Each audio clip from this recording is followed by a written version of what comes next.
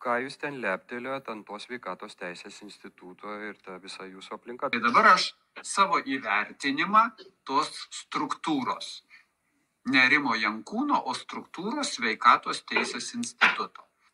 Taigi, jis buvo sukurtas ir Ignas Vėgėlė vienas iš jo steigėjų buvo. Negerbiamas Vaitkau, jūs klystate. Ignas Vėgėlė nebuvo sveikatos teisės instituto steigėjas. Ir linksniavau, kad jie sako gryna teisybę. Išskirsiu gal tik tai, ką kritikavau, 2 aspektus. Ko nebūčiau sumastęs, kad iš vis gali kas nors taip pasielgti. Tai sveikatos teisės institutas, Nida Vasiliauskaitė irgi jų steigėja buvo. Gerbiamas Vaitkau, jūs ir vėl suklydote. Nida Vasiliauskaitė nebuvo sveikatos teisės instituto steigėja. Ko nepasidomėjo ir nepasižiūrėjo Rimas Jankūnas. Jis farmacininkas gi yra. Jūs supainiojote farmaciją su farmakologija. Farmacija nagrinėja vaistų gamybą, laikymą, kokybės kontrolę, išdavimą žmonėms. Farmakologija nagrinėja vaistų poveikį. Jis nepasižiūrėjo, kad Pfizerio firma jau prieš 3 metus buvo pardavusi šitą medikamentą ir visą jo prekinį ženklą. Sakote, Pfizer pardavė savo prekės ženklą? Nagi, atsiverskime ES vaistų registrą. Pasižiūrėkime Viagra tablečių aprašymą. Tai kieno pavadinimas užrašytas ant šitų tablečių? Ir pačioj pradžioje taigi pasakė, nustoja kritikuoti Lietuvos vyriausybę, nes karas prasidėjo. Sveikatos teisės institutas vieningai galvoja, kad išorinio pavojaus akivaizdoje yra būtina susivienyti. Kai 2022 metų vasario 24 Rusija užpuolė Ukrainą, buvo didelė nežinomybė. Mes negalėjome atspėti, kiek laiko tas karas Ukrainoje truks ir ar neatsitiks taip, kad Ukrainai kapituliavus Rusija žengs toliau. Dėl to mes nusprendėme kelias savaitės nekritikuoti vyriausybės.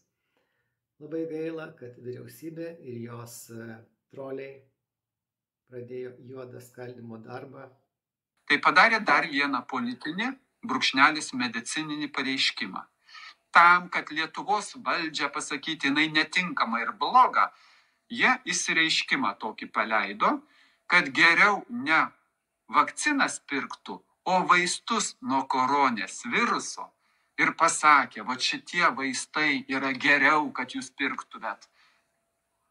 Aš pas jūs atskirą laidą buvau padaręs, kuriame medicininiais duomenimis, būtent vaisto įregistravimo metu pateiktais duomenimis ir įvertinant vaisto kainą buvo nustatyta elementariai, kad vieno žmogaus apsaugojimas, kad jis nesusirgtų šitą infekciją, tai vieno žmogaus apsaugojimas kainuoja mums Lietuvoje 30 000 eurų. Gerbiamas Vaitkau, čia jau visai jumis nusivyliau. Jūs vaistus supainiojote. Tie vaistai, kurių paraiškos buvo pateiktos tą 2021 metų lapkritį, kai aš kalbėjau, buvo skirti rizikos grupių neskiepytiems pacientams, kad liga neprogresuotų iki sunkios. Tuo tarpu vaistas, apie kurį jūs šnekate, yra skirtas išvengti infekcijos, o ne susirgusiems žmonėms. Gerbiamas Vaitkau, jūs iki šiol nesupratote šio sveikatos teisės instituto pareiškimo.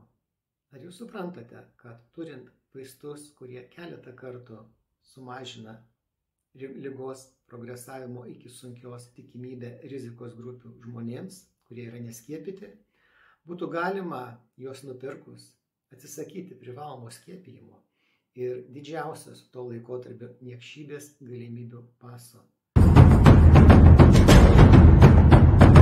Tokius vaistus būtų sugriuvusi visa tuometinė vyriausybės propaganda apie būtinybę skiepytis, kadangi neskiepyti užkemša ligoninės. O gal neatsitiktinai čia taip vieningai jūs mane puolate? Vaitkus ir LRT tyrimų skyrius su Tvaskiene priešaky. Tai aš negaliu pasakyti, ar čia iš kvailumo tai buvo padaryta, ar iš nemokėjimo suskaičiuoti ir pamastyti,